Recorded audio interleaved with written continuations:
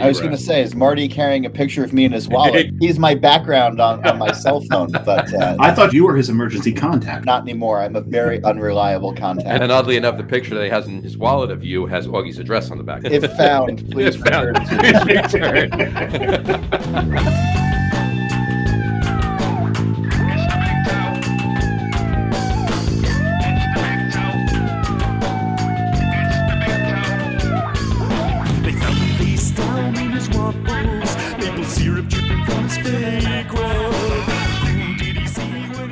Hi, everybody. Welcome out to the Lagerman Guys Craft Beer Show. It is Tuesday, February the 25th, 2025. Jersey Johnny coming at you. With me, as always, is none other than Mr. Beer Samurai. Say hello, Mr. Samurai. I am still writing down notes for the top three. You are? Yeah. Well, there you go. There's a lot of them. Damn. There's a lot of them. Yeah, it took a while to go through. I figured it out. What are you eating there? I've got peanut M&Ms. Why do you have peanut M&Ms? Well, you can't find goobers anymore anywhere, right? No. Unless you go to the movies. Well, he's in Mayberry, I heard.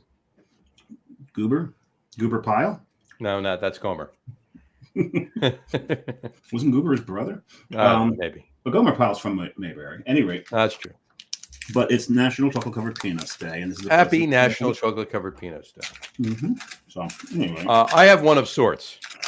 I have a dark chocolate covered peanut butter cup. Well, Peanuts made it, so that the Trader Joe's version, if you will. It's pretty good. Yeah. Oh, Reese's is not good enough for John. No. Reese's is more than good enough. I just happen to have those in the fridge. So. Oh, you keep them in the fridge? Mm-hmm. Okay. You keep the house that hot that there's a risk of melting? No, they're just better cold. Oh, okay. Just like beer. Pretty much, which leads us to why we're here on the show. Why are we here? We are here. Oh, we got beer to drink. We have beer to drink. But we have a very special beer to drink tonight. We have very special beer to drink tonight. And just to get one more piece of ephemera news, there you go, out of the way. Happy National Clam Chowder Day as well. So for those who celebrate. Yeah, I didn't have clam chowder today. You didn't? No. All right. I had Singapore made fun. Does that count? Yeah, why not? There was shrimp in it. There you go. Close enough. Yeah. It's your own kind of chowder. Yeah. Or the chow. It was chow. It was chow, right? Durr. Yeah, okay. All right. On that note, let's. I'm thirsty. You're thirsty. We're thirsty. Let's bring on our guest and get. Yeah, let's class the join up a little bit. Please, let's class the join up a little bit. Please welcome to the show. Man who needs no introduction, but we'll introduce him anyway. Mr. John Holl, how are you, sir? Boy, award-winning banter as always, fellas. It's my goodness. That was weak as fuck. That was one of the worst openings of any show we've had in a long time. That was and that's saying something. So that's yeah. Hey, we pushed the boundaries here. That's good. We pushed the boundaries. Good on you, fellas. Thanks for having me here. Thanks for joining us. Absolutely. I love how your hoodie, the ties are so thick that it almost looks like you've got an untied bow tie on. Yeah, now. This I don't know who makes this, but it's a good thick one, and I enjoy it. And it's casual Tuesday here at the house. Casual Tuesday at the house. Get more dressed up for you guys. No, absolutely. No, not for us. Why would you do that? It's just us. Yeah. There you go. So, how are you on this fine evening? I'm doing really, really well. I'm firmly in middle age now, and so welcome. Well, yeah, 6:45 p.m. I'm already starting to think about bed. Mm-hmm. So I'm doing really well. When you start to think about bed right after you finish eating breakfast, that's when you got to. That's also well. I mean, that's any good hangover day. But well, I was going to say too, yeah. I've definitely done that. Right, exactly. So, well, we're here to talk about smoke. This is our third annual smoke beer show, and of course, we couldn't do it without the This Week in Rauchbier man himself, the senior smoke, Sultan of Smoke. Sultan of Smoke. There you go. The Rauchinator. Rauchinator. Gotta love that one. So we're going to talk about a bunch of stuff, but let's pour some beer first. John, I'm not sure if you're drinking. I am. All right. What are you imbibing? Well, fellas, being firmly here in middle age, and I've put time restrictions on. We have a theme for the show here. Time here today for a reason. So I am drinking Frost Gatorade that has been mixed with an entire bottle of Miralax. I have a colonoscopy in the morning. I feel for you. I was gonna not come on the show because at any moment now I may have to hang up and run. If you guys have done this, and I hope you have, quite literally. I'm here really to talk about men's health and the importance of listening to doctors, trusting science, and being proactive about stuff. So this has been in my fridge all day. I've been on a broth and Jello diet since this morning. I have my Ducalax pills, and I'm going to take in 15 minutes one more time. And so I anybody who's listening out there, and I think it's just Brian Boak at this point. If you haven't had your pipes checked in a while, now's the time to go do it. It's cancer rates are on the rise. It's happening younger and younger. And having just turned 45 last month, this is my first foray, and it's good to be here with you guys as I embark on this journey. We're going to want tasting notes as you go. Yes, absolutely. So, it's interesting. The Frost Gatorade has that blue raspberry type thing, slight citrus. There's nothing like really to it. It's like citric acid and blue. But the Miralax, which I'm largely unfamiliar with having to use, really sort of thickens it up. So it's now got some body to it. It's got some mouthfeel going on, and having to drink 32 ounces in an hour. It's I certainly hope that you don't have happened to you what happened to me once, where I was 3/4 of the way done. It all came up and I had to start over again. Oh, geez. It is not fun. Mm-hmm. It is not fun. They have to you guys. That would be a different version of the blue screen of death. It would definitely be. It would 100%. Oh, aqua blue screen of death. All right. So let's migrate from this shitty conversation. Somebody had to go there, and of course it was going to be me. But I could have said crappy conversation and been a little bit more, Yeah, I think I started. Yeah, whatever. I've already dropped an F-bomb on the show, so just this is true. So, in any event, well, we wish you well, John, with your journey. Thank you very much this evening, and good luck with the test results. And thank you. Everything. But moving on to go get your butts checked. There you go. That's my public service. Absolutely. What are you guys drinking? Jay, what are you drinking? Well, we are starting the show with a beer from Vancouver. It's called Into the Woods. It is a Goliski from Main Street Brewing. It's got a little he's got a raccoon on there. It's cute. So we wanted to start with this, because with the beers we have following it, we won't be able to taste this. So 3.2. We're both drinking it right there from Azlan Graves. He was on the show a couple months ago, and he had sent these to us, and we promised him we would drink them on the show, on the Smoke Beer Show, with you, John. With John Holl. I mean, my package never arrived. He requested it. He requested it. So, wait a second. We're not allowed to have your address, remember? To be able to give it to people. Very true. Very true. Send it to Augie's house. Send it to Augie's house. Just pick it up there. Yeah. Everyone's got his address.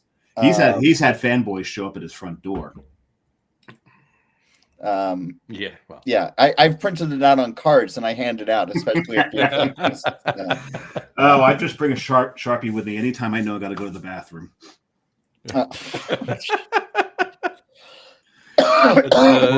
time. On that note, all right, a couple of comments to catch up on. You're right, Brian Boak is watching, and he said, "Cheers on the road, so may not be able to comment much." And he did say, "Hi, John. Good to see you." Of course, he's referring to you, John, not John. So. It's up to interpretation. That's how we chose to interpret it. That was my interpretation. So there you go. All right. Cool. So what is new? I'm liking this. Yeah, it's pretty good. It's very light. That's very easy As to it should drink. be. You know, And you can taste the wheat. you can taste the wheat. You can taste the very mild smoke, but it's there. It's not. Yep. Would you give it a? What would your BSU rating be? Probably be about a 2.4. I go a little lower. I go a little lower. Yeah, I go a little lower. So we'll talk more about that in a second. John, what's new in the world of This Week in Rauchbier? You know what's everything is new. Everything's exciting. Everything is smoky awesome. So last week I was in Chicago for the day because Dovetail, the great Chicago brewery, held their annual Thank You for Smoking Festival. Yes, and it's a Marty brought it up on the show last week. Yes, what's that? Marty brought it up on the show last week. Great, yeah. It's they do it every year on a Sunday morning, and doors opened at 10 a.m. this year, and by 10:03 a.m. the place was packed. And all they have on is Rauchbier, and maybe the Dovetail Lager. And so it was quite incredible to see dozens and dozens of people there early on a Sunday morning. Clearly, they went to early mass so that they could get there in time for first pours. And we recorded a special episode of This Week in Rauchbier for the assembled patrons that will come out on April 1st on the Drink Beer Think Beer channel over from All About Beer. And but what was really cool is that they opened up to other breweries to pour their Rauchbier, and Nice. mostly Chicago breweries or Chicagoland area breweries that came out. And boy, it didn't disappoint. I mean, Dovetail is already so good at making Rauch in different ways and experimenting in different ways and going all full bore with the ingredients. But it was really fun to see some of the other interpretations. So, who was there? They had Revolution had one there. Was Hopewell, Hop Butcher of all things, and Art History. All made Rauch beers to send to this. And I know we're going to talk about top three at some point, and I'm, again, being sort of mindful of my dwindling glass and therefore my dwindling time with you guys. So I wanted to very quickly just talk about two of the beers that really stood out to me. The first being from Sketchbook. So Cesar Marin, who is the founder of Sketchbook, which is in Evanston, Illinois, he won the Sam Adams long shot homebrew contest like a dozen years ago, like 10 years ago, on his Graditsky. Oh, wow. Okay. And I was one of the judges at the time. I didn't know who Caesar was at the time, but we were all just sitting around drinking. I was like, this is incredible. This is really, really good. And winning that contest, I think, helped him open Sketchbook a couple years later. And it's one of the beers that they launched with, and they're still making it today. And it's fun to drink. It's light. It's refreshing. It has that nice little kiss of smoke to it, and a little bit of that minerality water content to it as well. It's a lot of fun. But the other guest beer that they had on that really stuck out in my mind was from Revolution, of all places. Rev obviously does great IPAs. They're known for their wood barrel aged stuff. But they had one that they called Ashes and Echoes, and it's 6.2%, and it's a smoked porter, but they put Lapsang Sushan tea in there. Oh, really? And Lapsang already has that smoky phenolic to it. I've done tea rubbings and tea tastings in the past. There's a great company called First Tea that does a lot of stuff in the brewing industry and is also a sponsor of the Brewer to Brewer podcast. So I'm full disclosure there while I sing their praises. And I don't know if Rev used them or not, but Lapsang has this smoky thing to it. But what was fascinating was when they put it together with the smoked porter, all I could taste was Fernet. It was like a very fresh, refreshing bottle of Fernet with like a little bit of chocolate on the back. And something about the addition of the tea to a smoked porter just did that. And Wow. I went back 3 or 4 times for it just because I couldn't get enough of it, and it was so just wild. So Wow. I've been talking for a lot now, but I think what we're seeing is a lot in the smoke space. A lot of breweries still honoring the past and making consistent smoke regularly, and then experimenting with the style as well for new results. And so Dovetail as ground zero for that was really exciting last week. That's awesome. It really is. Yeah, when Marty had brought it up, and he he was there the day before for he was there for his Hall of Fame thing, for his launch, yeah. And then he I think he pulled up a picture. He pulled up a picture with did he? with John. Yes, he did. Yeah, he did. Yeah, with me. Yes, with you. Yes, not with him. Just you were in a picture. He was talking about a picture of the event. The event. Oh, I was going to say, is Marty carrying a picture of me in his wallet? He carries a picture of you in his wallet. Yeah. He's my background on my cell phone, but I thought you were his emergency contact, right? I thought that's what it was. Yeah. Not anymore. I'm a very unreliable contact. And oddly enough, the picture of you on the back of it. I'm good from like 11 a.m. to like 3 p.m. And you're good, on like Tuesdays and Thursdays. But aside from that, it's all bets off. Then it's nap time. And oddly enough, the picture that he has in his wallet of you has Augie's address on the back of it. But yeah. If found, please return. Please return. In a shopping cart. But we had said though to him last week, we're like, okay, well, they do this every year. Dave and I got to get out there for it next year. We got to go. Yes. It's 100% has to happen. So, but yeah, that sounded like a fantastic event. It sounded like something we really should have been going to. But that's great, and I love the fact that. Look, yes, there's a lot of breweries out there that are sticking to tradition, the brew and the smoke. I can't help but, and we've talked about this too. I really see an increase in it. I mean, more breweries are brewing more Rauch beers, more experimental smoke beers than they have in the past. And it's unstoppable, fellas. Yeah. Yeah. You started something. You had this little pebble. It became a snowball. You sprinkled some. I found, Rauchinator dust on it. I found the powder keg that was ready to explode, and just brought the match to it. Yeah. One of the things that I brought out that I wanted to bring up as well is that Dovetail obviously had their all of their Rauch beer on their traditional, their smoked Helles. They had a bourbon barrel aged Rauch Doppelbock.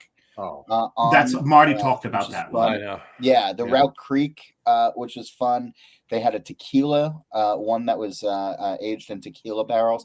But what they were doing that I found really interesting, were taking their traditional Rauch beer or one of their Rauch beers, and then adding something to it for fun flavor combinations. So they did. Where is it? So you could get a smoked rattler, where you could get the Rauch beer cut in half with some root beer, and it had this Tootsie Roll thing going on with it, which was a lot of fun. I can imagine, yeah. And then they had one that they were calling Girl Scout Camp, where you just chase a Dovetail Rauch beer with an Underberg. And that's kind of fun as well. And it has that little minty thing that kind of comes out, that little botanical thing. Maybe I'll do that after my last one. I do have one Underberg left. There you go. I've really come to be fond of Underbergs and a lot of those digestives. But whenever I go to any of these festivals that exist now, like Human Robots, Log Jammin', or you go down to Little Beers for Good Word, and honestly, anybody who's listening should be going down to Little Beers 5 on March 29th in Duluth, Georgia. I think it's just the best festival going these days. But there's so much Underberg being passed around that the next morning when I wake up in the hotel, I have it in all of my pockets, and most of them are still full. You keep the caps though, right? You trade in the caps. I don't. You got it. I don't need another hobby. Also, I don't know if I need that reminder of how much Berg I've had. If it's just like in a little cup on the table like that doesn't strike me as a healthy reminder of my my festival drinking. Now you're in the Chicago area. What are your thoughts on Malort? I love it. Excellent. I think it's great. What's interesting is, and I hope you guys have read Josh Noel's book on Malort. I have not yet. I have not read it yet. No. So good. It really tells the story. And my first exposure to it was probably 2013, 14, something like that, at a bar called Patty Long's, which is no longer there. And but it was this great, dive-ish bar to go to. And one of the bartenders offered me a shot. Like, oh, you ever had this? It's a Chicago institution, and it was a lot of fun. And I from reading the book, realized that was sort of ground zero for a lot of the Malort resurgence in Chicago at the time. So, I think it's a fun thing to a fun thing to be drinking. What's weird is I think my first experience with the Malort was the day that I met you in person for the first time, which was at Hunapoo. And that was the brewery that won Hunapoo had brought it. Was I at Hunapoo? You were at Hunapoo once, yeah. I mean, physically. Yeah, you were physically there. You were physically there, complete with bow tie. Oh, God, yeah. Younger me was, a bit much. But it was...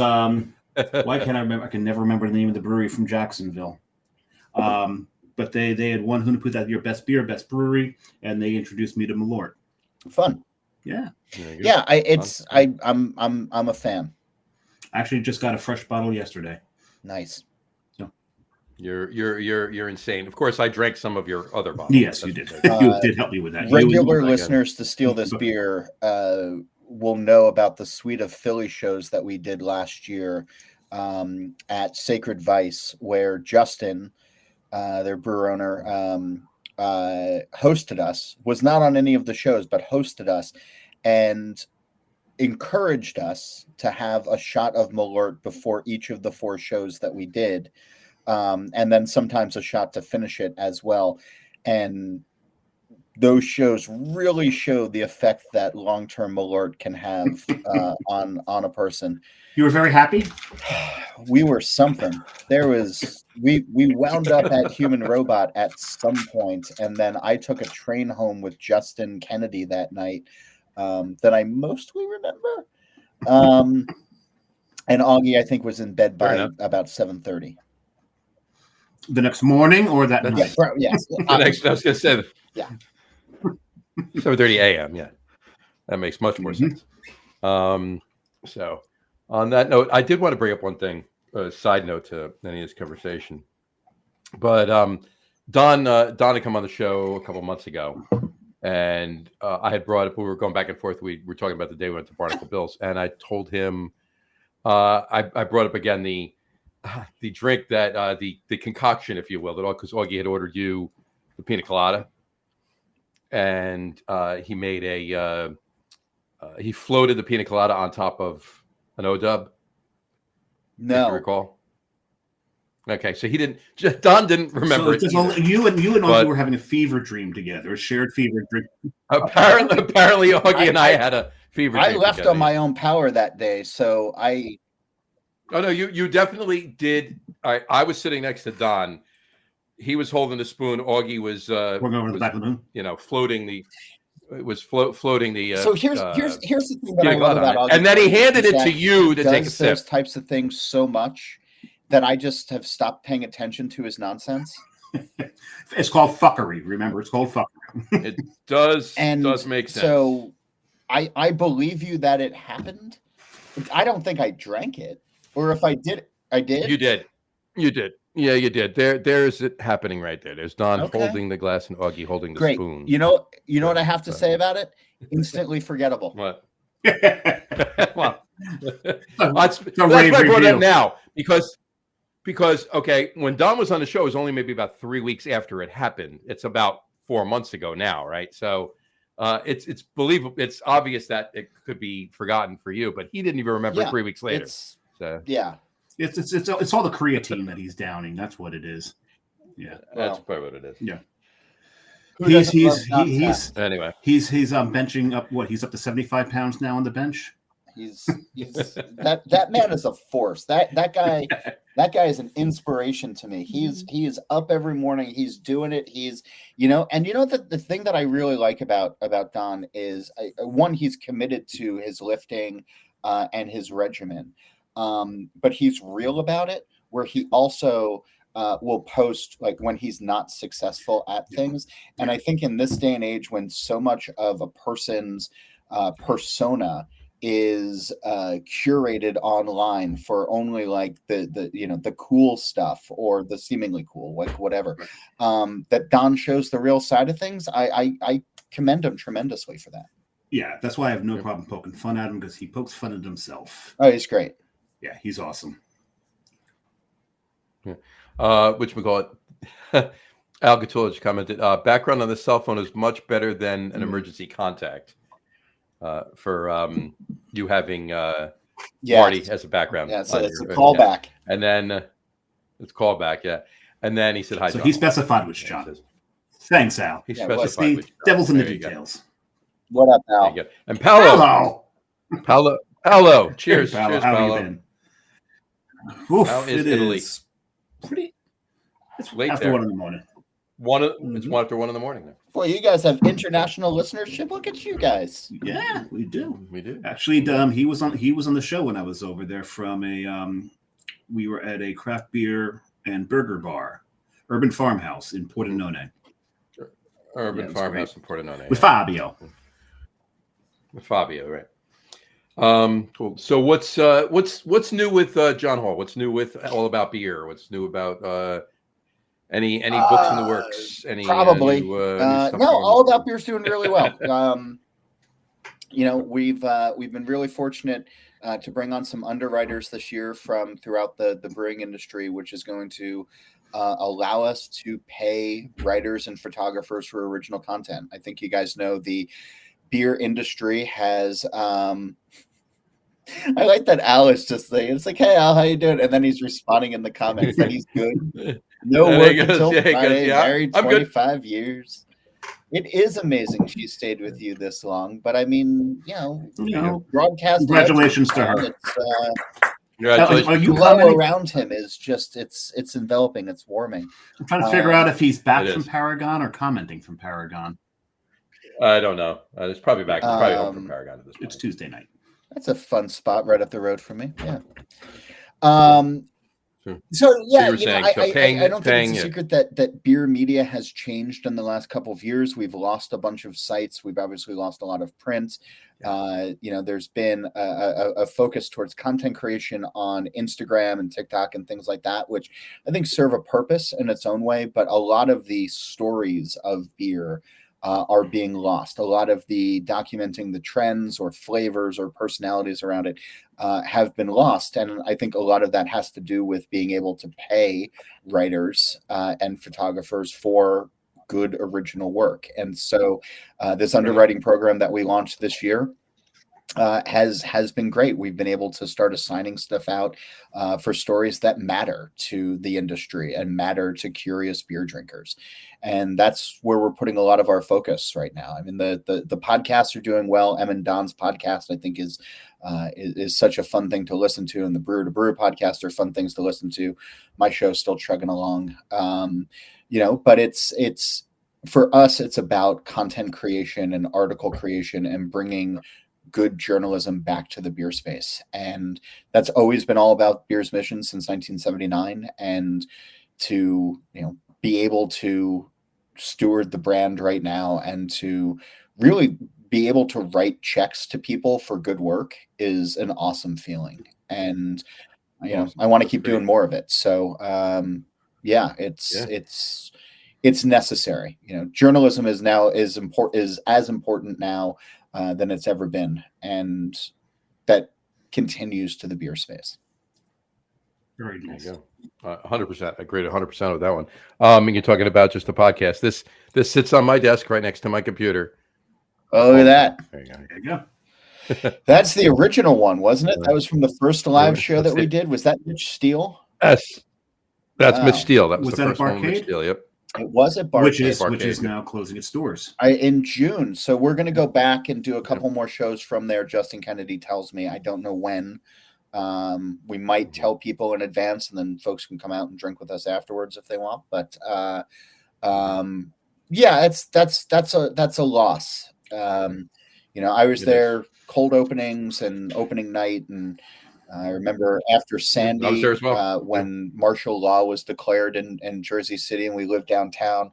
Last call was happening at about 4:00 in the afternoon because the sun was going down, and we were having. I had a lot of fun days and nights there, and what Paul and Janelle and their team did. Michael behind the bar and Carl behind the bar, I think really helped that area of Jersey City, Newark Avenue, grow into what it is now. And I think in some ways, them being uncompromising and true to their vision in an awesome way, probably hurt a little bit as, things became a little bit more expensive or actually a lot more expensive and a little bit more, well-heeled or image conscious or whatever you want to say. But what a cool concept. And it was such a great part of my drinking life. I'm going to miss it a lot. And the one in the city that they're putting in down in the financial district, hope that goes well for them. I'll try to get in once or twice, but you get down there too. But let us know if we're going to do something with Steel this. It was it's too much of an important part of our history to let it pass without acknowledging it. 100%. Yeah, I was there. I think you were. I don't know if you were there. I was there at the cold opening and the grand opening as well. And it's a shame that it's closing. I mean, kudos to them keeping the others. They're flourishing to whatever extent you want to call flourishing, right? But it's a shame that they have to close it. And they've closed others that they've opened too. I mean, it's not the first one they've closed. I just want to catch up on one thing. Al said he is drinking, so and he said he's back from Paragon and home. We have things cooking over here. Stay tuned. Interesting. And then Wanderback Brewworks said really enjoying the Brewer to Brewer podcast. Oh, nice. That's the Cape May guys, right? The old Cape May guys. Yes. I heard from them when they first opened up, and then I haven't heard boo from them since. So I'm glad they're still out there doing stuff. And there you go, guys. Reach out to them. There you go. Yeah, absolutely. So, do you have anything else coming up? I got something coming, but I don't know. I don't know how much more time I have here. You want to jump into the threes before the baby arrives? No, there's some brewing. It's all just the normal stuff these days. It's life is it's a charmed life to be able to do what I do and to write about beer and to hang out and shoot the shit with you guys. And I'm grateful for everybody who stops by all about and everything that we're doing. But there's, aside from going down to Goodword in a couple of weeks for their Little Beers Fest, which again, everybody should go to that festival.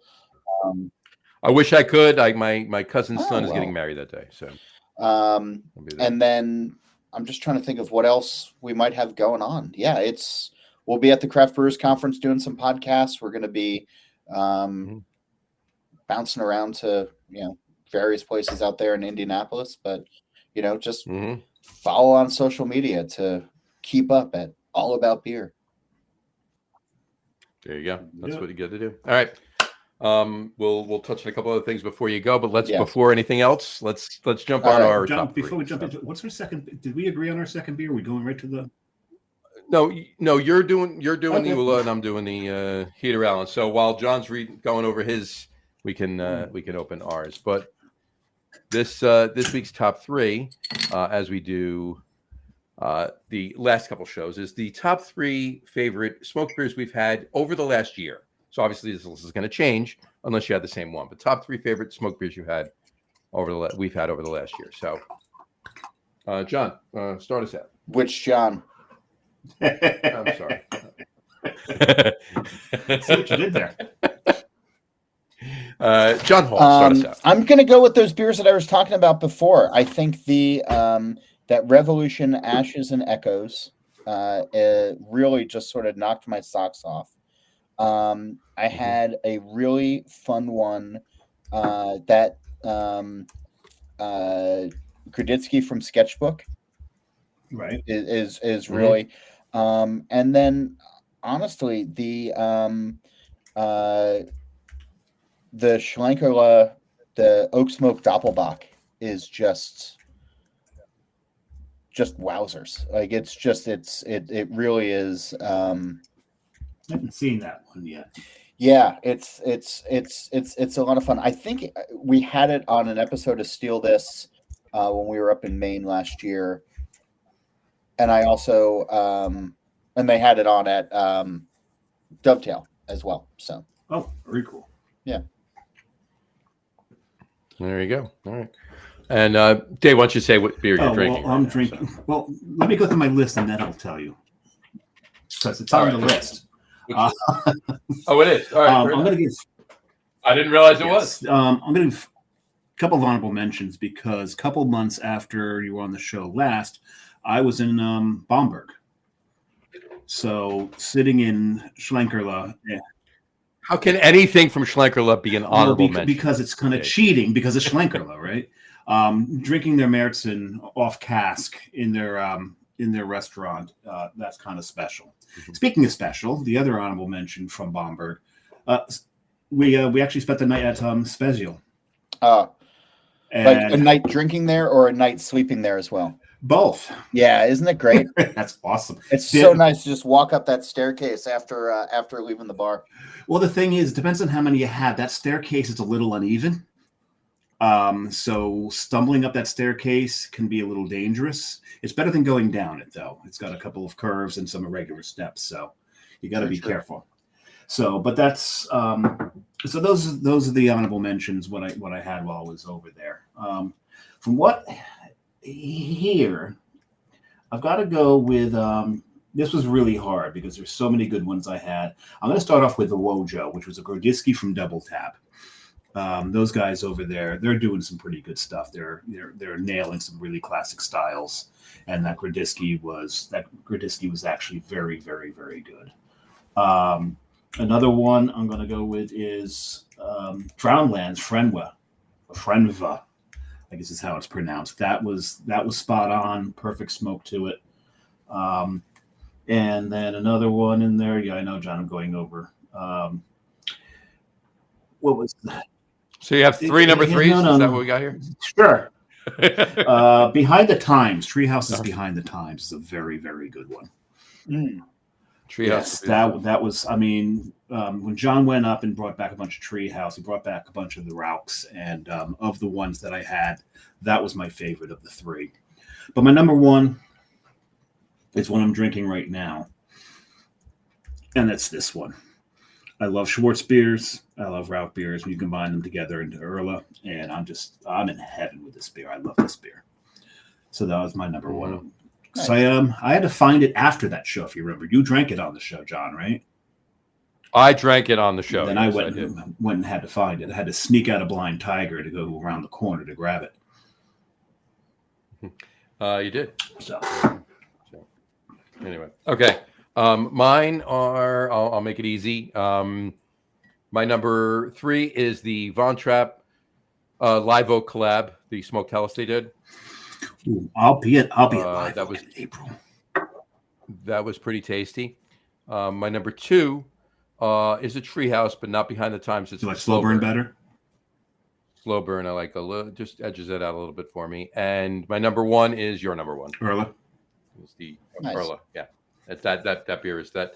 Yeah. A smoked Schwartz beer from Schlenkerla. Yeah. You're not getting better than it. That's not changing anything right there. So, and unfortunately, I definitely would absolutely love to try your top 3, John. So, And yeah, that Grodzitsky sounds amazing from Sketchbook, and the Ashes and Yeah, Echoes. that yeah. sounds amazing. That sounds like a hell of an experience. Yeah, It was. I hope to see you guys there next year.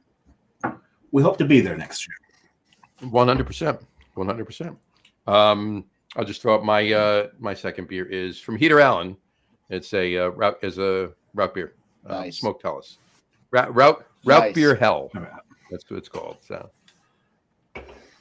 anyway, all right. Don't want to keep your. Thank you. I'm almost ready for. I love the fact that you had that in the glass you had it in.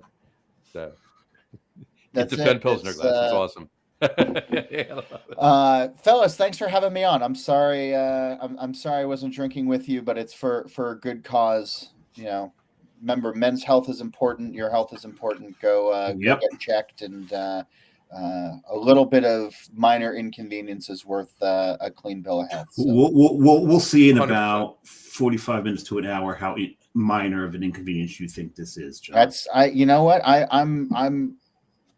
I'm saying in the grand scheme of things. Yeah. It's temporal. Yes, it is. Yeah. But it's going to be you're going to be in a Rauchbier hell. Yeah, it's right there. There you go. Well, it's not fun. It is not. But it's not fun. After a while, they don't make clouds soft enough for you. I'm telling you that right now. There you go. But once it's done for 5 years. Yeah, you know, it's and you're going to get one of the best naps of your life. Yes, it is that when they put you out, you are out. I remember one time I did it. The anesthesiologist had his finger on the button, looked at me, and went bye, and I was out. Nice. Yeah, it's effective. Well, I'll give you guys the full report afterwards. We'll bring the chart on next time I come on. But send us the vid. Thanks for being such great boosters for Rauchbier and for 100%. giving All About Beer a platform to come on and talk about all the cool stuff that we're doing. I appreciate it. Love doing it. And send us the video of the procedure, and we'll post it on the website. The snake cam. We'll get that going for you guys. The snake cam going on there. There you go. Live from my colon, direct to your live stream here on Restream. Is that a hotline? What is that? Probably. Yeah. You never know just little people sitting there drinking beer out of it. All right, I don't want to laugh too hard. This week in Yeah, no, you don't want to do that. You don't want to do that. No, thanks again, and thanks for all those cool little notes that everybody. Jeff dropped in. That was nice, and yes, Jeff did too. I'll put them up in a minute, but yeah, Jeff Morel from Double Tap from what Dave was saying. We'll talk about that in a second, but all right, cheers, guys. All right, thank you so much. Good luck with everything, and give us a full report, and we'll have a beer soon. Cheers. You got it. Cheers. Bye.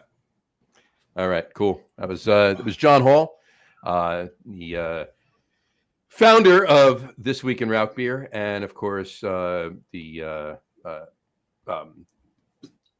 All About Beer, Steal This Beer, his writing, his editing for all of the magazines that he does for. He just a super guy. If you don't know him, read his stuff. Seriously. But if you're watching this podcast, something tells me that you've at least heard of him, let alone haven't read his stuff yet. So, Jeff Moriello, actually from Double Tap Brewing, he commented and he said, "Hey guys, just popped on for a quick listen. Looks like a great show going on." And he said, "Perfect timing because you were talking about his beers." Yeah, well, Johnny says Oak Rope was the other one. Oak Rope. I didn't have Oak Rope. I don't think you I didn't have Oak Rope. Oak Rope was good. Oak Rope was very, very good. If you didn't have Oak Rope, the next time Jeff brews it, make sure you get it. We double check if I had Oak Rope or not. Because if I was there and it was on, I had it. There's no way I'm missing it. And should have put this on Wanderback Beer Works, whatchamacallit. And he said, "Hey," there you go. I haven't had it. Wanderback Beer Works said, as John was signing off, he goes, "Thought that looked like line cleaner." He said, "That was some line cleaner and some Gatorade." Yeah, it was definitely line cleaner. That's for sure. Clear out some. So, how Yeah, how was your Erla? You're making me jealous that I don't have one. I'm gonna have to go get some. Did you get it at Carmine Street? No, I ordered it from Halftime. You ordered. Oh, that's right. You ordered that one from Halftime, but you had it before. Yes, you went over to Carmine Street. That's the first. Right? I had bought two of them then. That's when you snuck out of. Yeah, you got to. You don't sneak out of Blind Tiger. You stay at Blind Tiger until you're ready to leave. Then actually, I didn't sneak out of Blind Tiger. To put it truthfully, Carrie was in the boot at the time, and we're going to go see Eddie Izzard do a one-man show, or one-woman show, as the case may be. He did over on the Playhouse right around the corner. I forget the name of it. Right. He was doing Great Expectations. We also saw him do a one-person show of Hamlet last year, but no, just recently actually. And we also saw him at NJ Pack do his stand-up. But she hobbled off there. I said, okay, I'll meet you there. And then I ran off to Carmine Street.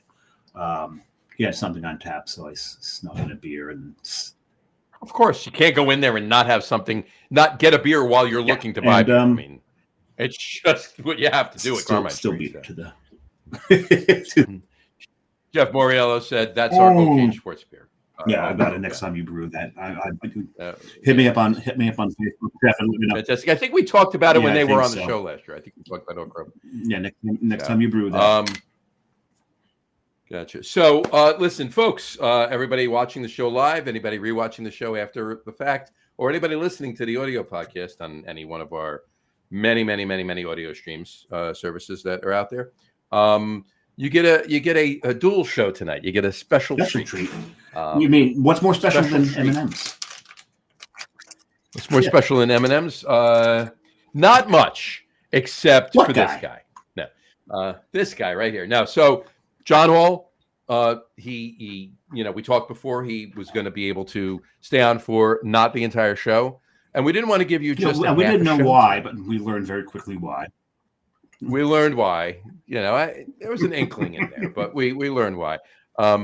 But if you recall, the first beer that Dave and I drank was from Main Street Brewing. That one there. No, this one here. Right.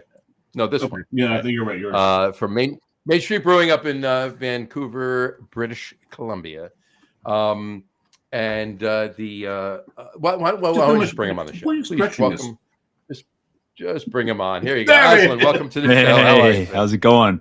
Nice to be back. There you go. I gotta say, I really enjoyed this. Yeah, it held up, eh? Yeah. It held up very well. Great. Oh my God. I got to join you guys here. I've got television people here from Bizarre Brewing in Seattle. Don't know if you've had any of their beers, but unfortunately not smoked. But that's all right. I put together some of the highlight smoked beers from the past year for myself. But that is a good beer. Oh, there you go. Great. Heck yeah. Hey, so, I don't think I've had. Did we get to Bizarre at all? No, we did not. We didn't get to Bizarre. Yeah. Derek and Colette are doing some incredible stuff there. Yeah, it's a great. They're doing very well. Yeah. So tell me, what'd you think about it? What'd you think about the? I thought it was fantastic. Yeah. Super light. But the smoke was like, let's put it this way. For 3.2% Grodzisky, I expected there to be a little less smoke. Yeah. But there wasn't. It was the smoke was more prominent, but not in a bad way. It wasn't overly smoked, right? It was for me, it was the perfect amount of smoke for a 3.2%. That was that was. And somebody else might have said, "No, there's too much smoke in that." Nope, that was perfect. That was from my opinion. Yeah, surprisingly like sessionable beer, really hoppy too. Like I think we're targeting like 38 IBUs of using Polish Lubluski in there, so you get like a bit of that lemongrass and like noble hop character. And okay. I was like, I think it read to me as wheat rather than lemongrass. Okay, I thought I was Well, I mean, lemongrass and pairs well with the wheat. So, I mean, it's just perfect. And unfortunately, Y Yeast only released the Grodzisky yeast, I think, 6 months after I brewed that beer. So it's like a blend of Cali ale and fermented a little cold, and then Czech lager fermented hot. So kind of Interesting. fermented them separate tanks, blended them together. Yeah. And very yeah. cool. So, Really enjoyed did good. that. Yeah, I guess did good enough in Canada to get us a gold medal for the Canada Beer Cup. I should have grabbed that. Could have had it on here. Sorry. Been rushing around. Yeah. It's all good. It's all good. Hey, you're trying to run a brewery. I mean, I am too, but it's earlier for you. It's 7:30. It's 7:30 here. It's still the afternoon. I'm not. You know why? I like to travel. Why? I like having money. Smart. Yeah, well, that's what they always say, right? That's the age-old story of the brewing industry. You want to make $2 million in the brewing industry, start with. Sorry, you might make $1 million in the brewing industry. Start with $2 million. Yeah. Yeah, exactly. Just like the it's just like all the boat people out there. Best day is the day you buy it and the day you sell it. Yep. Yeah, exactly. I've heard that one. Yeah, you'll never be happier than those 2 days: the day you buy it, the day you sell it. Exactly. This is. Did I put this up? Yeah, obviously I did. Yeah, I'm drinking the Heater Allen awesome Rauchbier Hell. Yeah. Smoke Tellus. It's you know what? It's a little lighter on the smoke than I thought it would be. There's a little bit of age on this can, not much. But it's a pale lager. It's got. I'm getting a little bit like the smoke. There's a little bit of sweetness to the malt, which I think is taken away from a little bit of the smoke. Now that could be the age on the can, but it's not that old. It's only maybe 4 months on here. Five that quickly. But it's not bad. I'm saying it's not. I just thought if there was a little bit more smoke to it, it would have been good. But it's still a fantastic beer. 2.1 BSUs. For this one, I was going to go with with Aslan's. You know what? The more I drank it, I think you were spot on with that. I think the dark chocolate interfered with it to begin with. Yeah, because it was the first beer we had, and I had the dark chocolate in that peanut butter cup that I had. But I think you're spot on with this. This I'm going to actually say is probably a 1.9.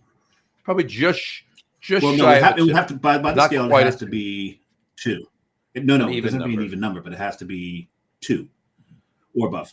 Because we didn't even talk about this with John. Damn it, I wanted to bring that up. We finally finalized because we talked about the Bamberg smoke units when you were on the show last, I believe. Did we do that with you? No, I don't. We did. No, I don't think I heard of it.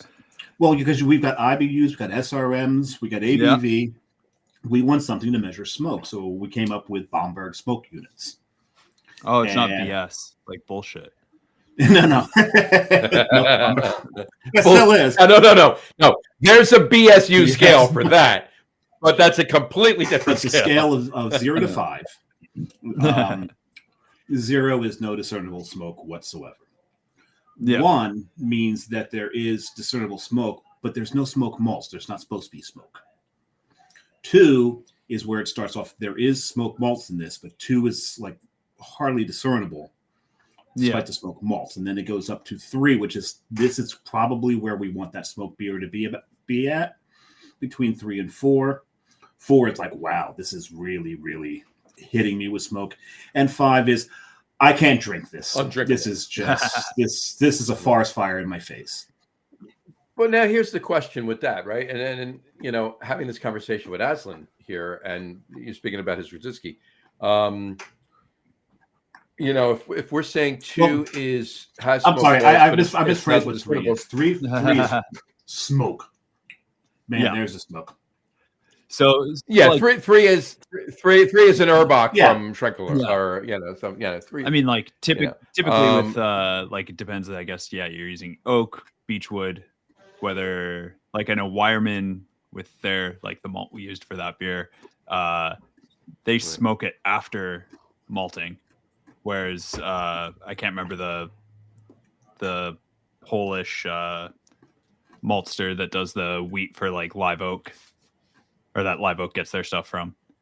They actually use the oak smoke as part of the drying process, so it's before it's malted. Before it's malted, which apparently traditional and makes it a bit more, I think, round, like a bit deeper of a note. Yeah. Yeah, no, absolutely. But my point being is like, okay, so how much smoke do you want in a Grodzisky versus how much smoke do you want in a smoked Helles or a smoked Schwarzbier like the Erla that you were drinking. Obviously you want less smoke in a Grodziskie. Yeah, that's why 2.4 is very. That's appropriate for Grodziskie. Right, because you want that light. Whereas when you get up to the Urbach, you want that up around the 4. Right, where the Märzen needs to be at 3.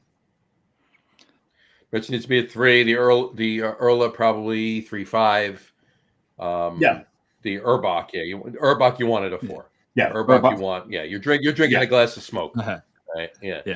That's pushing the boundaries. And anything above 4, the closer you get to 5, it's undrinkable. It's good for the first sip, and you can go, holy shit, there's a lot of smoke in this. And then you take the second sip, and you're like, holy shit, I can't finish this. Smoke. But I mean, that makes sense. I find I always like. I would say that if that's the case, then this is such. Say again, Azlan? Yeah. Oh, it's like I always find I like the smoke to be like present, but not like overwhelming the beer. And like, I feel like that's. But I mean, I'm also vegetarian, so there's a certain point where it like hits a tipping point, and I'm like, oh, this tastes like hot dog water. This reminds me like too much of like cured meats or something. And I'm like, that's not my jam. I hear you. When it's a little meaty. Well, no. Look, I would. You definitely do you, and everybody is like that. And believe me, there's a couple of good friends of mine are my sister-in-law, everybody else, but I'm a big cured meat totally guy. So not so much a hot dog water guy, right? So like, hot dogs, water, not so much, but in any event, they're the smokier the better. But the style of beer, right? For what you brewed though, for that Into the Woods was I'm not even blowing smoke. No pun intended. No pun intended. You coward. No, I intended the pun. But it was. I think it was spot on. I think the smoke was perfect for that beer. Yeah, it's really 80. That was good. I think it was 90% oak smoked wheat, and then 10% dark wheat for the mash. Nice. That was really nice. And single decocted, so like we were able to get a bit of a deeper like sweetness to it, and surprisingly not a stuck mash. It's always great when that happens. It's one of those things. I either don't remember the day because there was nothing notable, or I don't remember the day because I blocked it out due to trauma. I'm not sure. Gotcha.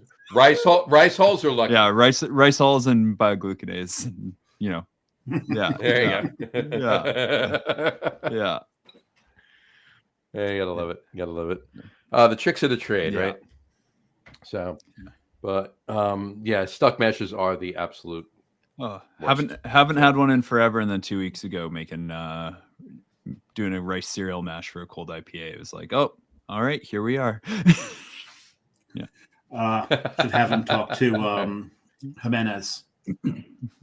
He's got a mash press. Oh, he's got a mash press. No such thing as stuck stuff then. Nope. Well, they wound up playing around with it. They did a 100% rye ale. Nice.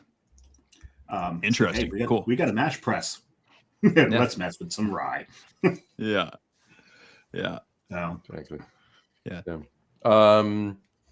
On that note, not to jump back to it this quick, but we'll talk more. But we did our top 3s already. Yeah, I got with John because we wanted to do. I caught a bit of John's, and we wanted to give you yours. Yeah, totally. I guess so. Let's start at the beginning of 365 days ago. I was over in Toronto, and like quickly popped in at just a handful of breweries on I don't know, not even 24 hours there. But going to Godspeed Brewery, I don't know if you guys have been there, but they've got incredible lager program. And I mean, helps that it's basically a core product. Ibushi, they call it a Godspeed style Helles lager, but it's basically just like lightly smoked. And it's that amount of smoked malt that is that like, it's present. You can define it as smoke, but after like the second, you're just like, what is that keeps me coming back for more? It's just like so drinkable. Yeah. Yeah. Godspeed in Toronto does incredible stuff. Like Bim and Jeff there. They also have the only 2 Pilsner Urquell casks outside of Pilsen. Oh, really? Really? 2 40 heck Pilsner Urquell casks, or like fooders essentially. That they just got repitched as well, so they do a huge amount of their one of their core beers is a pitch lined pils. Jeez. Oh, wow. And yeah. Dave, we're gonna have to take a trip. Yeah, and I noticed that left field brewery is just around the corner. I'm already looking at the map, John. I'm already pinning. Pinning. Yeah. Yeah, those guys are incredible lager spot. Then the other one is Otherlands. I don't know if you know that brewery in Bellingham. Ben Howe and his partner Christina. They've got Fire Next Time. It's like Bamberg style. What do they define it as? Yeah, Bamberg style smoked lager called Fire Next Time. But they had like an Oktober Fest kind of like harvest menu there, and it just paired so amazingly with the food and just rich, malty, deep. Actually, I think 2022 must have been John Holl's list. They were on the Craft Beer and Brewing's like best Pilsner in the States. Looking at the neighborhood, and there's 4 breweries right in that neighborhood. You got Stemma, Solito, and Kolshan. Yeah. All right in that neighborhood. Cool. Man, Bellingham for such a small place has such incredible beer and like everything. Wild beers, lagers, hazy IPAs, and not just like one brewery that does it. Like there's like for every style, there's 2 breweries that do it out of this world. I took the train through Bellingham. Actually, did we? Should have stopped and just stayed there. Well, I wouldn't have met you if I had. We were coming up from Seattle at the time. Fair. Yeah. We very nice. But Otherlands is like always a highlight spot. And that is Bellingham Bay is just picturesque and beautiful. Oh yeah, stunning. Incredible oysters all throughout that area. Yeah. So oysters and smoked beer, that should be the goal next time. Yeah, matter of fact, that sounds like a good pairing. And then smoke. You ever have smoked oysters? Yep. Yeah, they were good. Yep, fantastic. Totally. I'm not like super vegetarian. Cultural experiences, Wonder Brewing is there too as well. Cool. Wonder, there you go. Yeah. And then locally, I just had this the other day. Maybe I'm a little biased because I used to work there, Powell Brewery, but they're like known for their Old Jalopy ESB. They've won, I think, 3 World Beer Cup gold medals for the ESB. They just did a smoked ESB in a collaboration with Coast Mountain and Whistler called the Ode to Ular. As in Ular is the god of snow, but they smoked all their own malt for it. And it's definitely on that lower side. It's 2.3 on your BSU scale. Your scale. Nice. But it just, I love the idea of having smoked beer or smoked malt in a non-traditional style. Yeah, that's really cool. Yeah, I mean, who puts smoked malt in the ESB, right? Exactly. That's fantastic. Yeah. So that was it. Was it the Old Jalopy that they use smoked malt in, or did they have a different recipe for the? I'm not sure. Like I had it at a craft beer bar down here. Looking online because they made it at Coast Mountain, it looks like it's 5.8%. Old Jalopy isn't that high, so okay. From what I remember when I brewed it, I don't know. Maybe Dave's bumped up the ABV while I was gone, but yeah, that's awesome. Well, like we were talking about, I get your opinion on it. We talked about this with John. He brought it up. What a lot of the breweries are doing, and we just see that there's so much more, so many more smoked beers out there right now than ever before. And maybe it's because we're noticing them more, but I don't think it is. I think that there's more breweries, brewing. Now, it's not like it's. I mean, there are your breweries out there that are like he talked about Dovetail, and they do totally smokes and talked about like stuff, Live Oak right? and stuff. Now you're gonna have they know Live Oak, right? Live Oak, yeah. They know what they're doing. They have that down. I mean, they're what Schlenkerla is over in Bamberg. It's they're not copying them by any means, but they're more aggressive when it comes to brewing smoked beers. But I'm talking about the breweries that never brewed smoke before. They're actually brewing decent smoke beers, and they're doing they won't do 9 at a time, right? But they'll do one, and they'll do another one and experiment with it. But it's becoming more and more something that people are migrating to, brewers wise, as far as brewing it, and drinkers wise. I mean, I've always loved smoke beers. I drank smoke beers. Yeah, I drank smoke beers before they were cool, okay, but step off. Yeah. Oh, you did too, so shut up. Well, it's only because you and I frequented a particular craft beer bar who had it on there. That was on the NBA. And there's a craft beer bar. Why am I blanking on the Cloverleaf Tavern? And they have a program of the.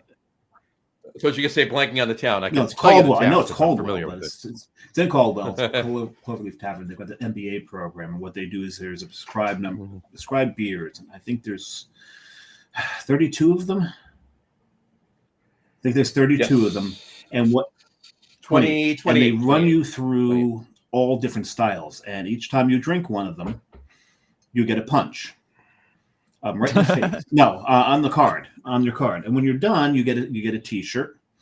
You get a take-home bottle, and then you're now eligible to go to the PhD. Now, MBA is the Master of Beer Appreciation, right? Master of Beer Appreciation. The PhD is Professor of Hops and Drafts, and you can go on there, and you can do as many of those as you want. And if you get to different levels, you get different gifts from it. MBA, you're getting one because the second one you do is a PhD. And then you can get your second PhD, third, fourth, fifth, ninth. But there's two beers on that list a lot of people kind of dread on the MBA, and that is the because it's not just he's got the Urbach on that list, doesn't he? He's got the Urbach, so he's not even messing around. I'm taking it straight to Urbach. And the other one is you got your choice of either 120-minute IPA or worldwide stout. From Dogfish Head. So those are the ones that people usually dread going through. But you know what? See, what you got to do too is, and I never even thought of this back in the day, and I wish I had, especially whenever he had them on tap, right? On tap at the same time. And that's make a black and tan with 120 and worldwide. Actually, the only time I actually really enjoyed worldwide stout is when you was that Heaven and Hell. Is that the reverse engineered Cascadian Dark Ale? I guess, if you want to look at it now, No, the one time I enjoyed it, he ran it. Ryan ran it through a Randall with espresso beans. Worldwide stout. Not I was going to say not 120. That'd be awesome. I had an incredible coffee IPA that was but all cold, like cold brew coffee, not espresso beans. Right. But that would be a bit much, because 120 is let's face it. I mean, more recent 120s, I believe more recent 120s have only been around 16%. Right?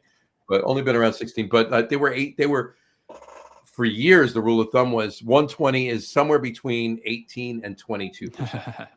They didn't give you the exact ABV. It was somewhere between 18 and 22%. So you had to kind of go off the case that it's going to be. Off the fact that it's going to be 20 or above, right? They need to sit for a while. Yeah, those beers need to sit for a while. To drink a brand new 120. I mean, that's even like Sierra Nevada's Bigfoot barley wine is you shouldn't even open that until it's at least a year. Yeah, 100%. I mean, we sorry. We got two brought up for us, and I think it's a friend of the brewery was down in Chico area, brought some up, and he knows his stuff, and he's like, you'll never have it this fresh. So I brought you 2 because you should drink it just to try it, but leave this one in the fridge. Yeah, you got a little bit. But you got it. Oh, I said it last week because we on the show with Marty last week, Marty Nachel.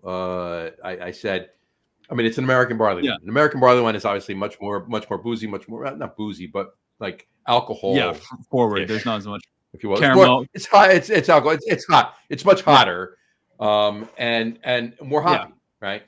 So the longer you sit on an American barley wine, the more English it gets. Yeah. Right. So, but some of those could be fantastic. So yeah, I always sit on Bigfoot for at least 2 years before I have one. Every year I'll get. I mean, sometimes I'll get a 6-pack. Most of the time I will get 2. Yeah, I'll get 2 bottles. You know, I'll go to a bottle shop that sells them by the bottle. Yeah, that's all you need is more barley wines just choking up your apartment. Yeah, that's not happening. So. My one. So I have one at 2 years, and I have one at 4 years. There you go. Nice. That's what I do. That's what I do with Bigfoots, and I'll have them. You know, mine's 2024, but Bigfoot comes out in January, right? So it won't be quite 2 years. I'll do them around the holidays. Yeah. You know? So it's just shy of 2 years and just shy of 4 years. So, but anyway, that's my thing. But yeah, no, you're absolutely right. You got to sit on it. But did you have it? Did you have the one bottle for? Yeah, I did, because we were already we were doing a couple. Yeah, I think we were doing a barley wine tasting. So I was kind of like, let's just bring it out. I'll show you. It's cool. It's gonna be good, but it's gonna probably be way out of balance. Like it needs to meld. Right. It's like soup's better the next day kind of thing. Oh yeah. Except it's like better the next year. And chili's better on the 3rd day. Yeah, because the third day is when I make chili cheese dogs. So I'm not sure you're not into chili cheese dogs, but one of my favorite things. When I make chili, I make enough chili to have it the day 1, day 2, day 3, day 4, and there's a little left on day 5. I push it, I get it, but then I freeze some too. So I'll pull that back out. So my rule of chili is everything brown. You got to put molasses in there. You got to put maple syrup in there. You got to put coffee grounds. You got to put. I've done coffee grounds. Dark cocoa. I've done coffee. Peanut butter. I've let coffee sit on the burner for hours. Let it just get overly cooked, and use that in the chili. Oh, yeah. I was gonna say I've never put the grounds in. But... I've put like concentrated, you know. Not old coffee, but like I've made like I don't know 4 cups of coffee with enough coffee grounds in there for 8 or 10 cups of coffee, and then let that not cool, but just get to room temperature and then put that in. I've done that, but I never tried it with grounds. So what do you do? So I mean, I guess they would just cook down. They cook down, disappear. Yeah. Yeah. You don't get the crunch. Yeah. Exactly. no crunch. Yeah. But yeah, if you guys are going to Toronto, Godspeed does do a smoked beer festival, which is pretty sweet, and they get all the breweries from Toronto to make smoked beers. But they're known for doing a couple different smoked beers annually, so worthwhile. Godspeed Smoked Beer Fest. Yeah. You know about when that is? I think it's usually in the winter months. So I was just definitely want to go to Canada in winter. Yeah, exactly. Yeah, I was Googling it, and it looks like the last time they did it was January 2024. But I swear I was just talking with Jeff recently, and he was they just had the smoked beer festival on, so that must have been December of this year. Okay. Or December of last year, 2024. December 24. So they had in January 2024, and then again in December of 2024. Yeah. Gotcha. All right, fair enough. Yeah. Well, it's something to think about. Yeah. Definitely. If you hear any more, let us know. Like John actually did at the Craft Brewers Conference at CBC in Nashville in 2023. at Barrique. Oh, sweet. Brewing in Nashville. John actually did a Rauchbier event. Nice. At Barrique, and that was fantastic. There was a good amount of Rauchs there that we. That's great. We got to hang out and try. Yeah, that was an interesting night. I think we wound up at like 1 o'clock in the morning at a cigar bar that night. So that was pretty. John, nice. You might want to finish what's in your glass and get to the Weichsel. Yeah, I just took a taste of it. I gotta dip out though at this point here. Very sorry. All right. Short and sweet. No, don't be sorry. Yep, we knew you couldn't stay on for too long, but thanks for popping on and talking to us. Thanks for giving me an excuse to have a cheeky beer. Yeah, there you go. And again, thanks for the hockey dig the other day. That was sweet. Sorry, I was like, oh, this is the one time I can talk sports.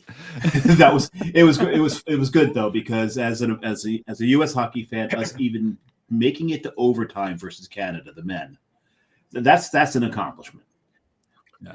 Now, look, I was proud of the fact that they made it to overtime. I really had hopes that they were going to win, but here's the thing, right? Look, I mean, almost everybody playing in Canada and almost everybody playing for the U.S. play together. Yeah, totally. On all the teams. Yeah, exactly. Well, that's the thing. I mean, that's the thing I never get is when you've got a Canadian team come to the Garden to play the Rangers. It's Canadians were in once. They start booing "Oh Canada." I'm like, you realize half our team's from Canada, you assholes? What is wrong with you? Yeah, exactly. You're morons. Right. Yeah, exactly. But I think that. But what was more memorable? Not memorable, but what was more interesting? The fact that U.S. and Canada went to overtime in the final game. Or the fact that the three game fights between in the 9 US and Canada, 3 fights in 9 seconds. Yeah. Don't tell these guys it's an exhibition. I texted my dad, being like, because we had just watched this Sweden-Norway game, and that was a very civilized European game. And then they first 9 seconds, and I text my dad immediately. He's like, "Finally, hockey! Haven't seen this in years." Love it. Yeah. I went to the fights the other day, and a hockey game broke out. Yeah, broke exactly. out, right? Exactly. But there you go. All right, that's true. Enjoy, guys. All right, always great. Enjoy, Azlan. Thanks for popping on with us, and we'll circle back around and later on in the year. But I'm going to actually get you, because I know I talked about it, and I was remiss. I apologize. I'm going to get you some beer out to you. Don't worry. It's been a weird few months. Yeah, I think you're developing a list of people you need to get beer to. Life is crazy. I know I have a list of people I need to get beer to, but yeah, it is. So I'll get some out to you, and then we'll circle back around and get you on again down the road. And whenever Jess and I get up there, we'll definitely stop. Yeah, please do. Oh yeah. But we'll keep in touch and we'll go from there. Absolutely. Despite what I said, don't stay in Bellingham. Come visit me. Go stay in Bellingham for like 3 days, then go up to Vancouver. Yeah, do then go up to Vancouver. Yeah. All right. There you go. Fair enough. All right. Cheers. You got it, Azlan. Thanks. Cheers. Take care. Cheers. All right. Well, as they say, it's just you and I. Did you pour yet? Yeah. Oh, you got a can. Okay. I got a bottle. You got a bottle. I got a can. Of the what? Eichschlenker Weichsel.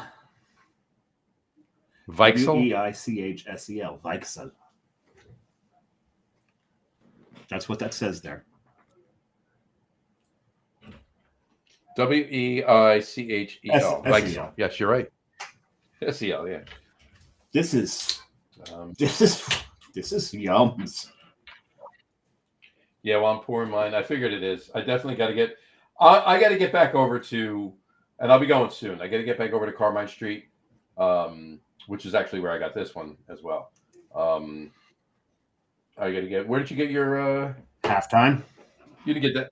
You got that from halftime too. You got both of them from halftime. Okay. Yeah, I could order the can, but I wanted the bottles. Yeah, well, it's the same. Well, the can is 16 ounces. The bottle is like 9/10 of an ounce more. But I'm just used to. Used to the bottle. The bottle's the classic for Schlenker. Oh my God! Yeah, get your first. Oh my god! I mean, look, you can't go wrong. You cannot go wrong with any Schlenkerla beer. It's just if you want smoke, there's plenty of breweries out there making amazing smoke beers. Try them This all. is the shit. But don't pass up. These are well, they're not the OGs per se, but for these, this is the classic. These are the benchmarks, and we talk about benchmark beers a lot, where you'll have a benchmark beer and all other beers with that style are measured against it. But rarely is that benchmark beer at the top. Schlenkerla's at the top. Yes. Because you'll get that benchmark beer and like, oh, there's definitely better versions of it, but this is what you judge it against. Like we talked about Anchor Porter being a benchmark, right? And it's a great beer. I absolutely love that beer, but there's better porters out there.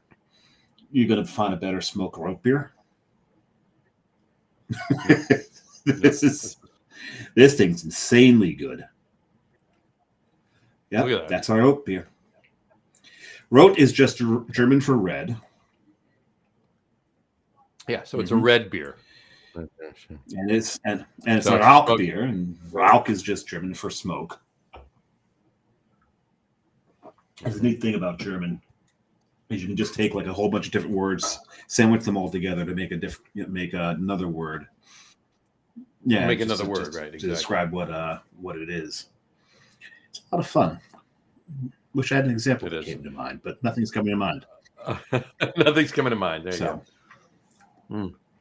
That is fantastic. That is quite yummy. Fantastic. Yeah, very, very, very yummy. Cool. This was an interesting show. It definitely. We talked about doing something like this in the past. We talked about having a guest on for, having two guests on, but not simultaneously. Yeah. Having a guest on, then they sign off, and then having another guest on. So doing almost like a talk show, almost like Letterman. Okay, our first like Letterman. Yeah, our first guest tonight. Well, when we did our anniversary show, we had a bunch of guests. Well, we did. Yeah, we did. That was the first time we did something like that. But this was kind of cool. It was fun. Depending on what. Well, that's the other thing too, right? If we have somebody that we want to get a lot of information out of, and it's a show that can fill an hour and a half, 2 hours. 100%. It's their show. But if there's something, and no disrespect or downplaying any guest, because I'm not even mentioning any, but if there are a couple of guests that the conversation we want to have with them really doesn't need more than 45 minutes, we can have two guests. I mean, because talking about colonoscopy prep only takes 45 minutes. It did take 45 minutes, and we know that takes 45 minutes. We know that. That's in our notes. Exactly. You know what? So we need to find a brewery that'll make a colonoscopy prep beer. Colonoscopy cocktail. They don't even have to brew it. They just have to, we can. We got a little buzz. Just from a brewery, we can have them on the show, and there you go. Right? We've had people on the show that weren't technically from breweries. I mean, obviously John isn't from a brewery; he's in the business. But we can have anybody we want on the show. Tom comes on the show all the time. He works. Well, he does now, but when he first started coming on, he didn't. He didn't, right? That's true. So, but in any event, I digress. Oh, there you go. We had Tara on the show. She's not attached to a brewery. This is very true. She's very attached to brewing. Right. As is he.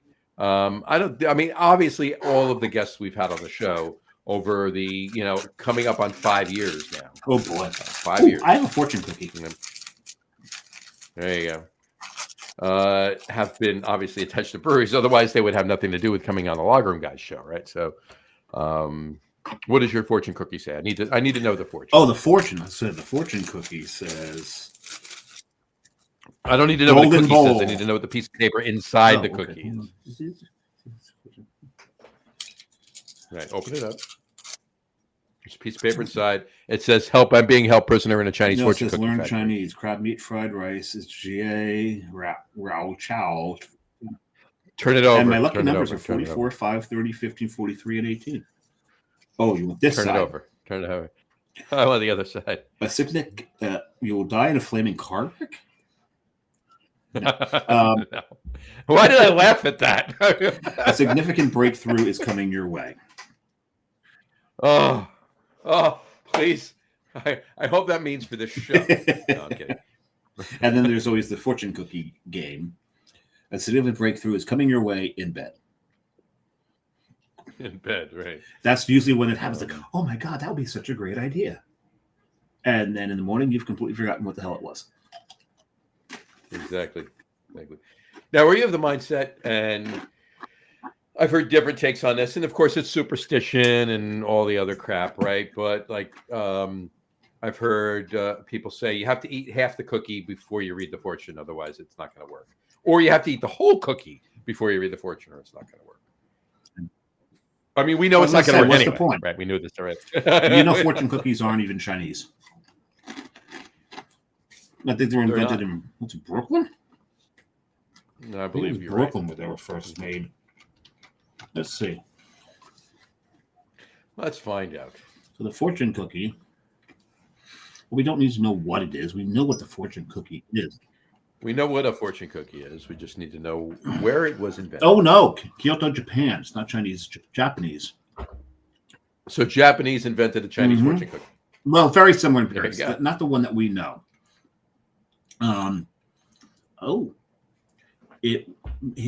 So there's claims that it was made in San Francisco.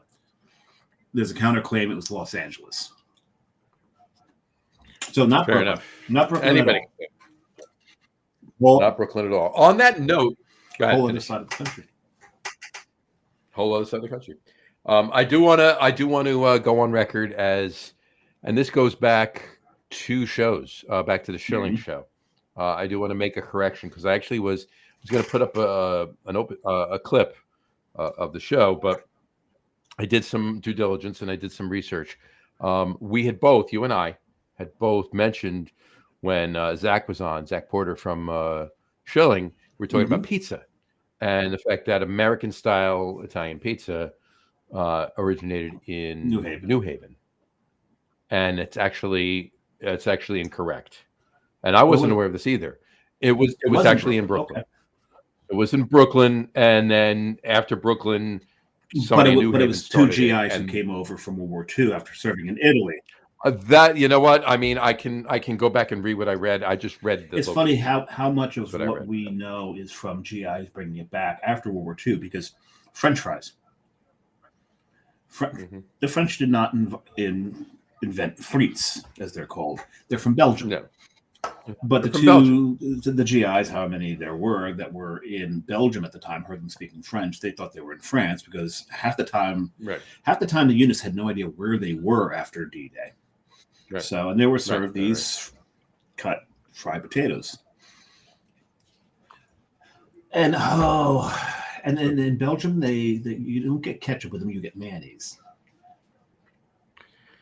Yes, yeah. Well, mayo or an aioli made with mayo to some sort of dressing, a mayo-based dressing, right?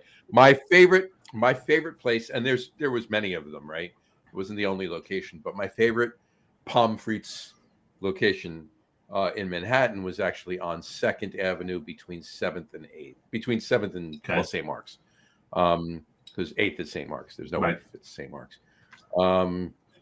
And, after a night of popping around the village and the East Village and, bar hopping or what have you. And then, you go into Criff Dogs right next to Augur's Well to get a couple of hot dogs. Now, mind you, on their own volition, they have, to their own credit, I shouldn't say that. To their own credit, they have amazing tots. Excuse me? At Criff Dogs. Tots. Amazing tots. Tater tots. Yes, they do. Tater tots.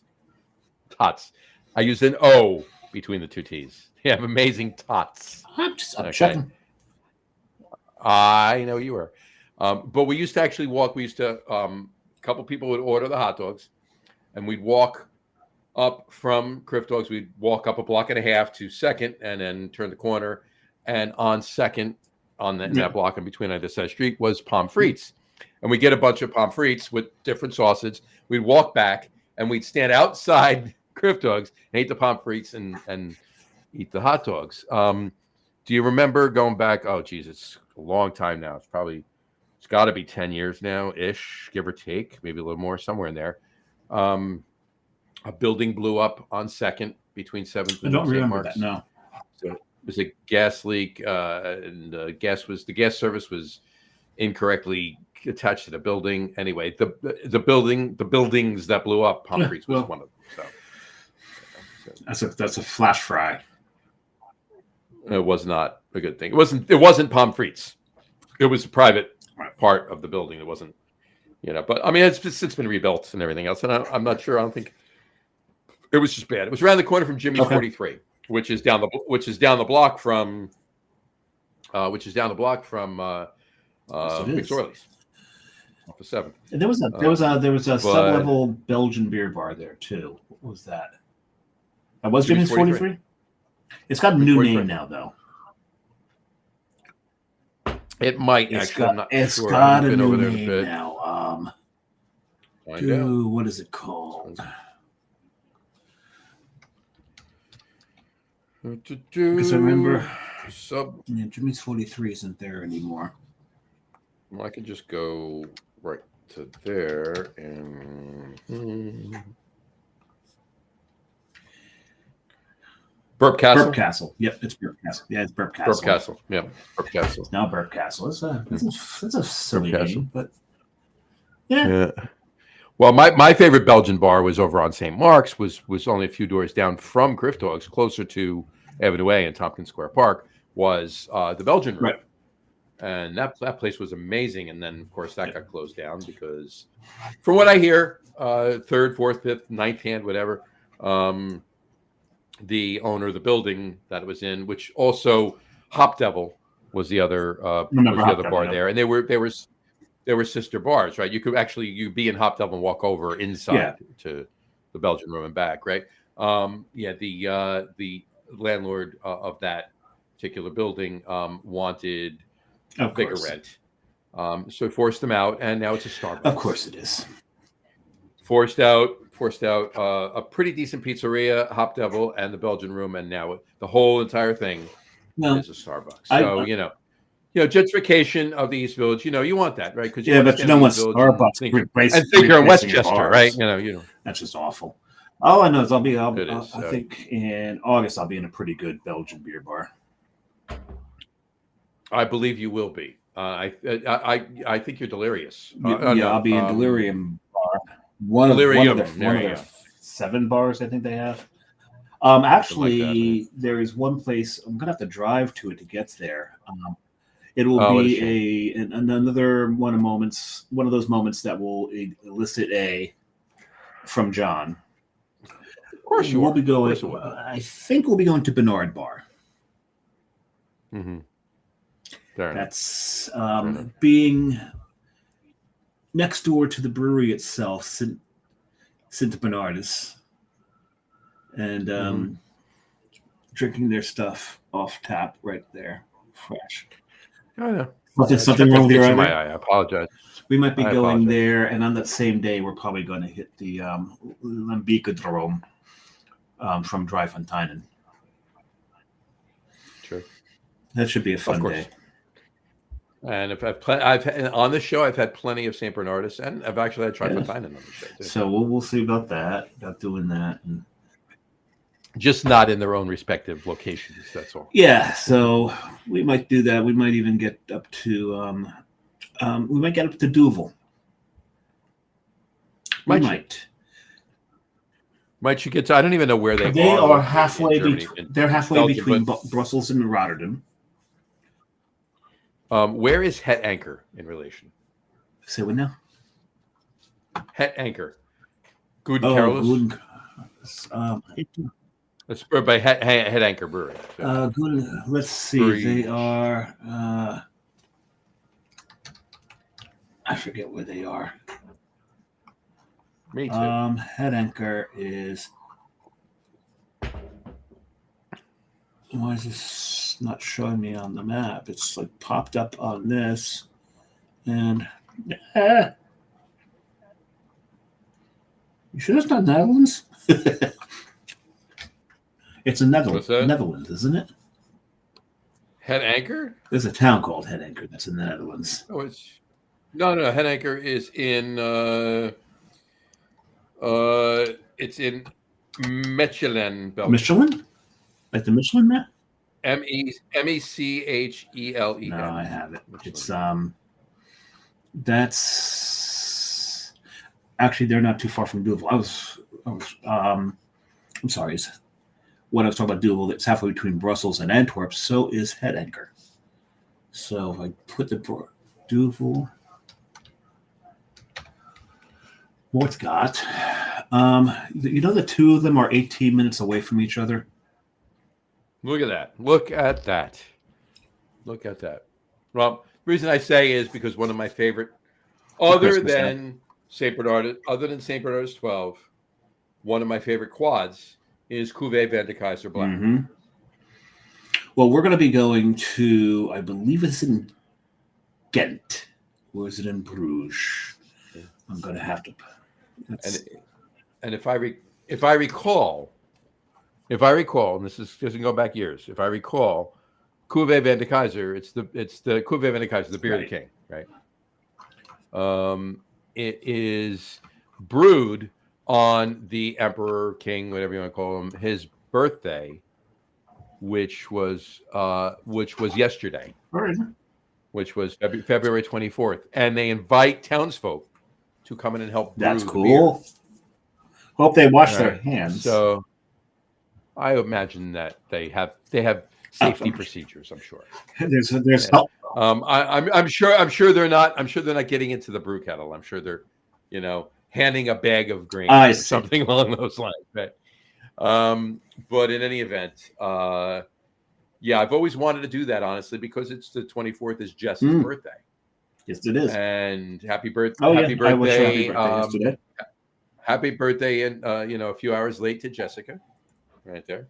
But I've always wanted to go over for her birthday, and go to Head Anchor and help brew the beer. That would be awesome. And on that note, happy birthday to my lovely daughter Rachel. Her birthday is today.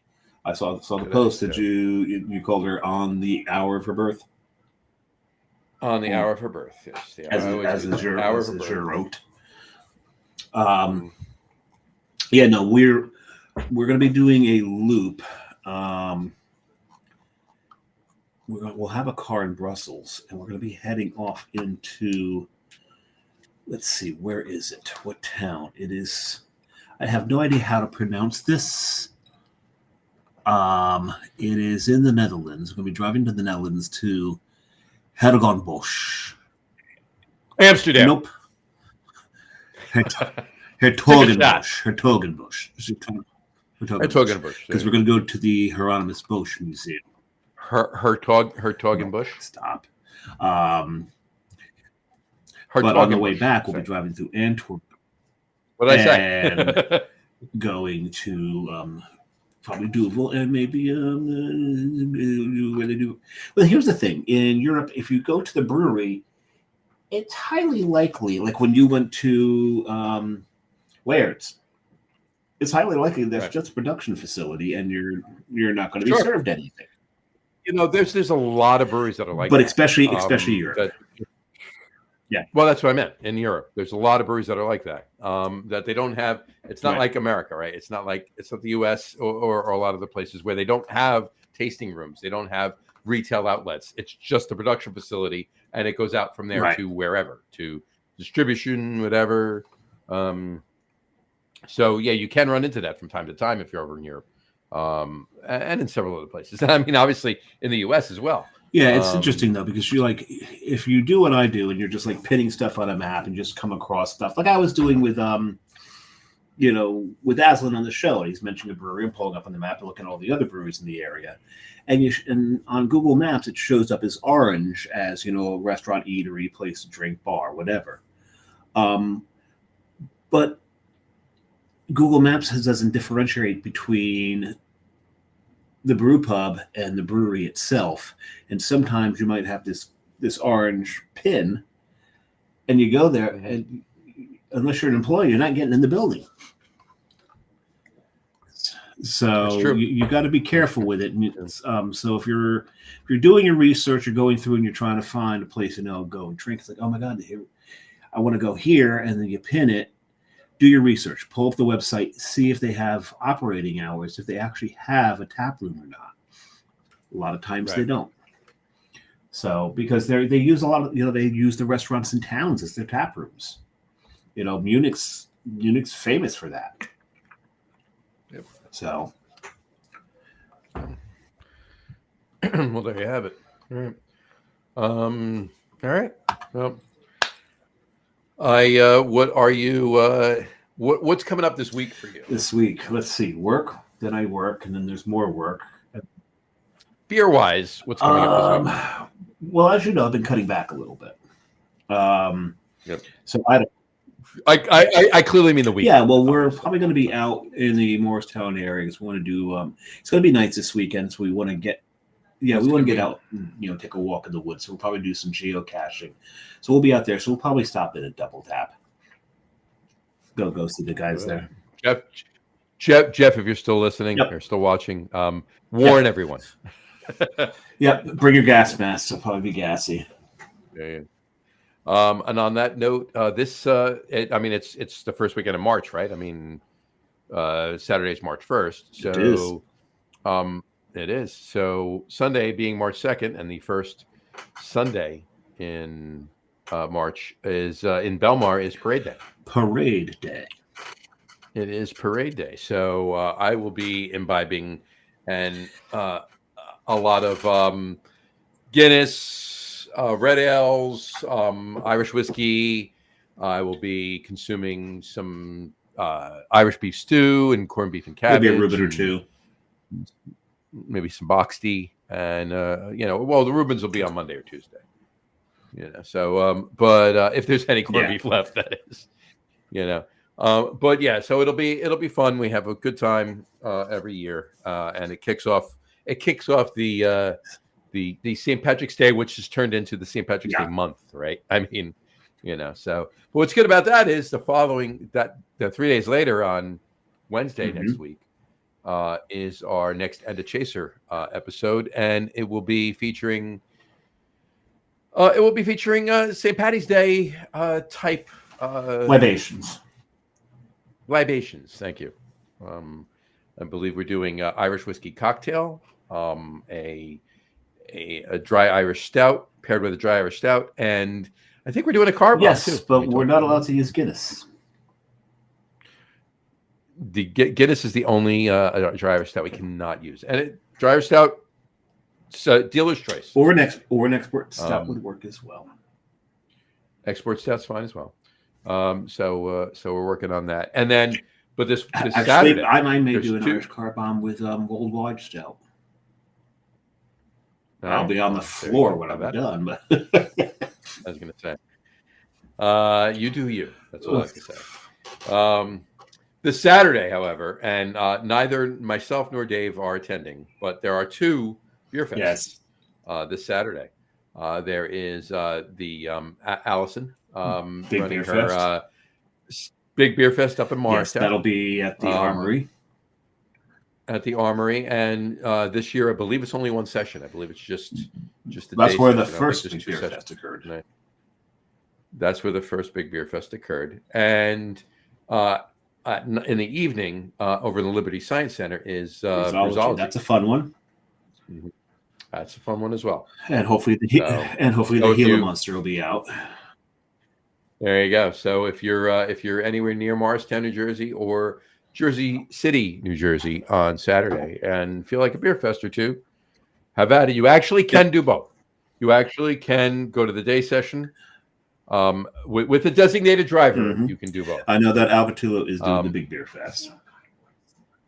Alcatullo is James is doing Brewology. Brian is doing Brewology. Oh, Brian is too? Okay. Yep. I am doing neither am I. Yeah, I guess. But it'll be it's going to be a fun day. So have at it. If you're anywhere near Belmar, enjoy the parade day on Sunday as well. So, and that's just one of many parade days coming up this entire month or the next entire month. It's still in February, obviously. You're gonna Asbury Park comes up. There's obviously, New York City St. Patrick's Day Parade is kind of a big one, and another large one actually. It's actually the second largest in the country. Second largest in the country, behind, and you'd never guess it, Savannah, Georgia. That's the largest, huh? Savannah, Georgia is the largest St. Patrick's Day parade in the United States. Chicago gets a lot of green food dye, and Pearl River is number 2, and Chicago and Boston they're 3 and 4. Yeah. And New York's 5, I believe, behind New York City, Manhattan. Chicago, they dye the river. They dye the Chicago River green. That's always fun. So I want to get out there for that. That would be a fun one. Yeah, that would be a fun one. Anyway, all right. I guess we're good. We got an interesting show next week. It's gonna be a fun show next week. Because next week is Fat Tuesday. Oof, it's appropriate for me. Yeah, next week is Fat Tuesday. Next Tuesday I'm is fat every Tuesday, Tuesday. There you go. Which also means that Wednesday is Ash Wednesday and the beginning of Lent, but just means we all need to give up something. I'm not Catholic. I don't gotta give up crap. I'm gonna give up. I'm gonna give up not writing show notes. Gonna give up not writing show notes. I'm gonna give up not writing show notes. Okay. All right. So there you go. Anyway, on that note, just kidding. We will. We've got a final comment next Tuesday. We do have a final comment. The comment. The person who opened the show with comments is closing the show with a comment.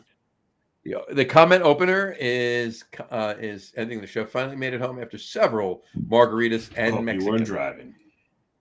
I'm assuming he means food. You never know it, Brian. Never know.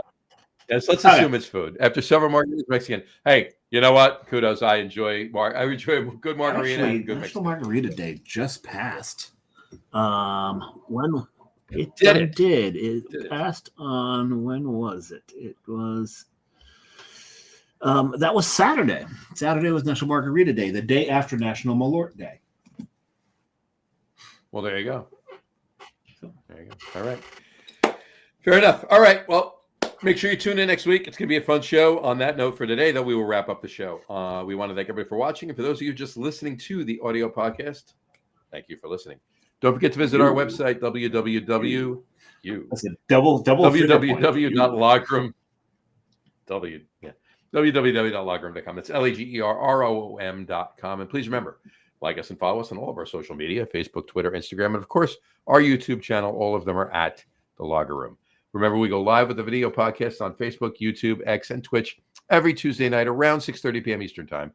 And for those of you who just want to listen to the audio podcast, you could do so on our audio host, Spreaker, as well as iHeartRadio, Apple Podcasts, Spotify, Odyssey, Audible, Pandora, Amazon, TuneIn, Podcast Addict, Castbox, Deezer, Podchaser, Listen Notes. Pretty much anywhere you can find an audio podcast, you will find the Log Room Guys Craft Beer Podcast. And new this week, you can find us on YouTube Music Podcasts. Cool. Yes, we have our YouTube channel for the video, which you can watch anytime. You can go back and watch any of our videos. They're all on our YouTube channel. But on the YouTube Music app, you can actually listen to the podcast, the audio podcast on those as well. Anyway, and if you haven't done so already, please subscribe to one or more of those feeds and you will never miss a show. Again, thanks for following along with us. Have a great rest of your week. Have a wonderful weekend. Drink a lot of beer, but drink responsibly. And we will talk to you next week, folks. Take care. Cheers. They found him face down in his waffles, maple syrup dripping from his fake rug. Who did he see when he heard who was there? Now it seems that he shit out of love. This little penny went to market. This little piggy stayed home. This little piggy's eating corned beef in the back of a Ford Pinto. You better run, you better go, 'cause you're messing with the big toe. You better run, you better go, 'cause you're messing with the big toe, the big toe.